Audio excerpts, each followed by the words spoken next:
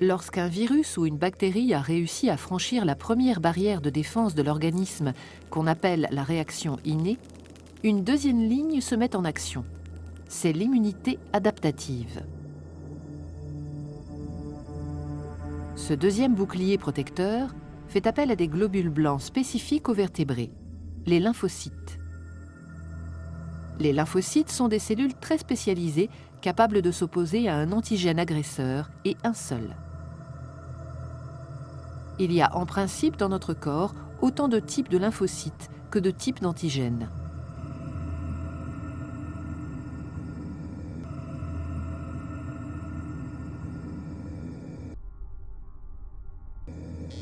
Lorsqu'un antigène agresseur a réussi à franchir la première barrière de défense de l'organisme, ces lymphocytes se mobilisent et quand ils reconnaissent la nature et l'identité de l'intrus, ils s'activent.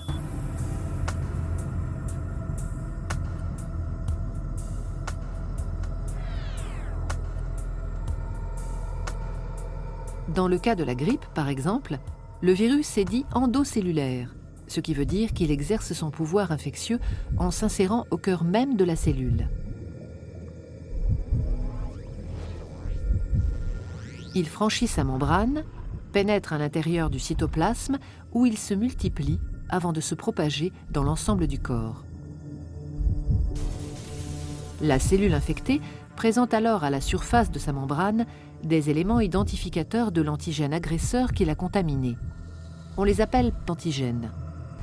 La cellule est à partir de ce moment-là considérée comme étrangère à l'organisme. Contre ces antigènes se logeant au cœur des cellules, la réponse de l'immunité adaptative est dite à médiation cellulaire. La cellule infectée présente le peptide collecté au lymphocyte spécialisé dans la réaction à l'antigène présent dans le corps et à celui-là seulement. Une fois le message transmis et le dialogue établi, le lymphocyte T concerné est activé. Il va devenir une véritable plaque tournante de la réaction qui va suivre. Il commence par se multiplier en un grand nombre de clones.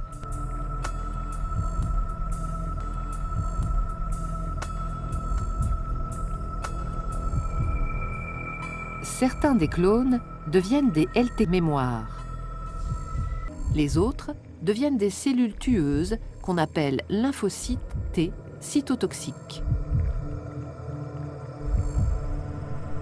Patrouillant dans l'organisme, ils sont maintenant capables de reconnaître puis de détruire les cellules infectées.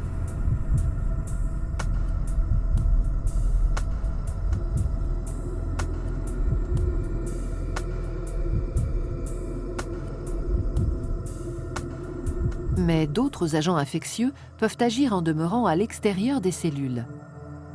C'est le cas du tétanos et du choléra. Contre ces antigènes agresseurs nommés extracellulaires, la réponse adaptative est dite à médiation humorale.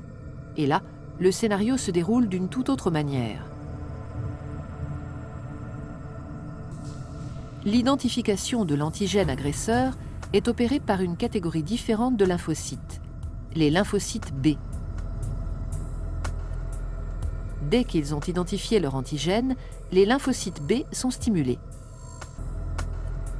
Ils se multiplient. Une partie est encore une fois stockée comme LB mémoire. Les autres clones se transforment en plasmocytes anti-antigènes. Ils produisent alors des anticorps circulants, spécifiquement dirigés contre l'antigène concerné. Ces anticorps circulants sont sécrétés en grande quantité dans le plasma, à raison de 2000 à 5000 à la seconde.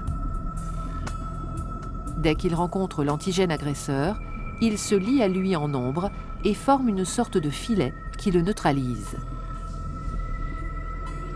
Toutes les cellules mortes, ainsi que les débris cellulaires résultant de la réponse immunitaire, sont éliminés par les macrophages, les éboueurs du corps humain.